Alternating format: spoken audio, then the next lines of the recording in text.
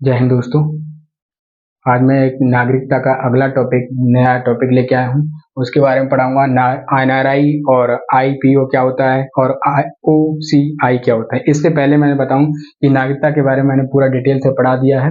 नागरिकता हम 5 प्रकार से प्राप्त कर सकते हैं, 3 प्रकार से हम नागरिकता खो सकते हैं। ठीक है, तो आज मैं पढ़ाऊंगा एनआरआई। एनआरआई क्या होता है? एनआरआई ऐसे लोग होते हैं जो विदेश में रह रहे हैं। ठीक है, किसी काम के पर्पज से या शिक्षा के पर्पज से विदेश में रह रहे हैं, तो उनके लिए हम एनआरआई कहते हैं। जैसे एनआरआई की फुल फॉर्म क्या होती है? Non resident India. ठीक है, अप्रवासी भारतीय।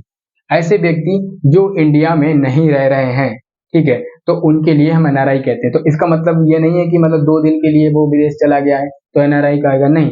उसके लिए हमने कहा कि जो व्यक्ति 6 महीने से विदेश में रह रहा है तो उसके लिए एनआरआई लगेगा। ठीक है, और उसके बाद जैसे एनआरआई जो लोग हैं, इन्होंने कहीं ना कहीं हमारे जो भारत की अर्थव्यवस्था है उसका बहुत बड़ा रोल निभाते हैं। ठीक है, बहुत बड़ा सहयोग देते हैं। उस समय की बात करें जिस समय अटल बिहारी वाजपेयी की सरकार थी, तो अमेरिका ने जब परमाणु बम उन्होंने परीक्षण किया था, तो अमेरिका ने क्या काम करा? अपने भारत पर प्रतिबंध लगा दिया और कहा कि किसी भी देश से आप कोई चीज नहीं खरीद सकते, ना बेच सकते। तो उस समय हमारी आर्थिक स्थिति बहुत कमजोर हो गई थी।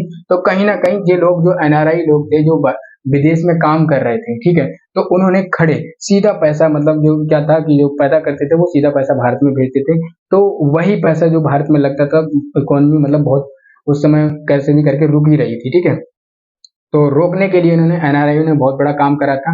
तो इनका कहा गया कि जो एनआरआई का जो पैसा होगा, जो अपने विदेश से पैदा करके भारत में भेजेंगे, उनके पैसा पर टैक्स नहीं लिया जाएगा। ठीक है, इनकी पहचान की बात करें तो पासपोर्ट होना चाहिए इनके पास। ठीक है, तीसरा पॉइंट कि इनको अभी वोट डालने का अधिकार नहीं दिया गया है, आने वाले टाइम में ऐसा हो जाएगा। ठीक है, तो ये रहा तुम्हारा एनआरआई। एनआरआई बहुत सारे लोग हैं, जैसे बिहार के लोग हैं, मतलब बिहार, यूपी बिहार के लोग हैं, तो सऊदी अरब है, कुवैत है, कहीं ना कहीं विदेश में काम कर रहे हैं। ठीक है, और जो कर्नाटक के साइड तमिल दक्षिण साइड से चले जाओगे तो बहुत सारे लोग विदेश में काम करते हैं हमारे। ठीक है, लाखों लोग काम करते हैं, तो वो सीधा हमारा पैसा भेजते हैं भारत के लिए। तो वो इकोनॉमी, मतलब जो भारत की अर्थव्यवस्था है, उसमें कहीं ना कहीं बहुत बड़ा रोल निभाता है। ठीक है, तो इसके बाद हम पढ़ते हैं, ये तो रहा एनआरआई। इसके बाद हम पढ़ते हैं पीआईओ। पीआईओ क्या होता है? पीआईओ होता है ये पर्सनल इंडियन ऑर्गेनिक। ठीक है, ये क्या होता है कि भारतीय विदेश की नागरिकता। इसका मतलब क्या हुआ? इसका मतलब हुआ कि जो व्यक्ति भारत से विदेश चला गया और उसके बच्चे ने क्या काम करा कि विदेश की नागरिकता ले ली। ठीक है, अगर विदेश की नागरिकता ले ली, अब वो कभी भारत में घूमने के लिए आता है, तो हमारे संविधान बनाने वाले लोग थे, उन्होंने एक पॉइंट जोड़ दिया। उन्होंने कहा कि एक बात बताओ, कभी ना कभी ये ऐसे समझो कि अपने लोग हैं, अपने लोग अगर नॉर्मल हैं तो गांव में रहते हैं, थोड़े बहुत ज्यादा पैसे हो जाएंगे अपने पास, तो क्या काम करेंगे? कहीं शहर में खरीद लेंगे। ठीक है, उसके बाद जब हमारे पास और ज्यादा पैसे हो जाएंगे तो हम कहीं बड़ा शहर में खरीद लेंगे।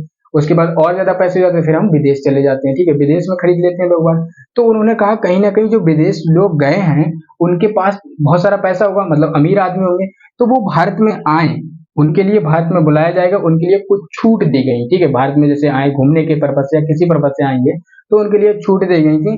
और उनसे उनसे कहा गया कि अगर छूट देंगे तो ये भारत में आएंगे तो उनको कभी ना कभी याद आएगी कि हम कभी भारत में ही हमारा जन्म हुआ है। ठीक है, और रहे हैं, तो कहीं ना कहीं ऐसा भी हो सकता है कि भारत में आकर फिर बसने लगे। तो इस तरीके से हमने कहा उनके लिए देखो, उनसे कहा कि आप भारत में आइए, उनके लिए एक कार्ड बना दिया जाता है जिसका नाम होता है पर्सनल इंडियन ऑर्गेनिक कार्ड। ठीक है, बना दिया जाता है, भारतीय विदेशी नागरिकता का एक कार्ड बना दिया जाता है, और भारत में आते हैं तो उनके लिए 6 महीने तक, जब वो भारत में जैसे घूमने के लिए आए, तो उनके लिए 6 महीने तक आपको लोकेशन बतानी पड़ेगी। हर 6 महीने के बाद में एक लोकेशन पड़ेगी कि हम यहाँ पर हैं। ठीक है, और दूसरा, पुलिस में आपको पुलिस से आपको परमिशन लेनी पड़ेगी। ठीक है, मतलब कहनी पड़ेगी पुलिस से, तो वो भी आपको करना पड़ेगा। ठीक है, इसके बाद क्या हुआ कि जो ये था पीआईओ था, इसको हमने समाप्त कर दिया 2015 में। ठीक है, इसको समाप्त करके और इसको दूसरा वर्जन यानी कि लेटेस्ट वर्जन बना दिया गया। इसका नाम था ओसीआई, यानी कि ओवरसीज सिटीजन ऑफ इंडिया। ठीक है, प्रवासी भारतीय नागरिकता, ये हमने बना दिया। ठीक है, इसमें इसको हमने बनाया था तो लक्ष्मी मन समिति के द्वारा इसको हमने बना दिया, और इसमें हमने बातें सब सेम रही, वही बातें रही, पर हमने कुछ कुछ चीजें कम कर दी। जैसे 6 महीने के लिए आपको लोकेशन लेनी पड़ती थी, तो वो नहीं ली जाएगी। ठीक है, पुलिस के से आपको परमिशन लेनी पड़ती थी, तो वो भी नहीं ली जाएगी, और वीजा भी नहीं लगेगा। वीजा का मतलब होता है किसी भी देश में आप जाना चाहते हैं दूसरे देश के लिए, तो उससे पूछना पड़ेगा कि हम आपके देश में आ रहे हैं, ठीक है, तो वही वीजा देता है, तो वीजा उसके लिए कहते हैं, ठीक है।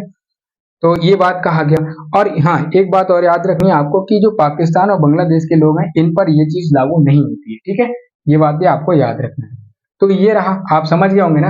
एनआरआई लोग वे होते हैं जो भारत के विदेश में काम कर रहे हैं या 6 महीने से ज्यादा दिन हो गए रहते हुए, तो उन्हें एनआरआई कहते हैं, ठीक है।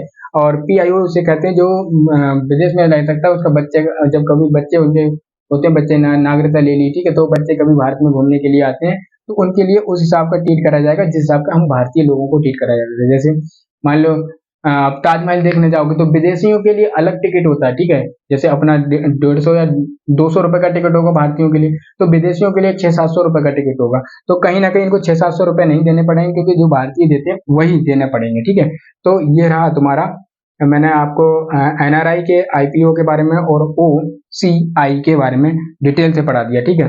तो बाकी मैं नेक्स्ट वीडियो में पढ़ाऊंगा जो ये पैसा भेजते हैं, जो विदेश के लोग पैसे भेजते हैं, तो वो हमारे कौन से मतलब बैंक में आता है, तो किस तरीके से कन्वर्ट होता है, कौन से पे टैक्स लगता है, कौन से पे टैक्स नहीं लगता है, वो मैं आपको नेक्स्ट वीडियो में बताऊंगा। तब तक के लिए इतना ही। जय हिंद, जय भारत।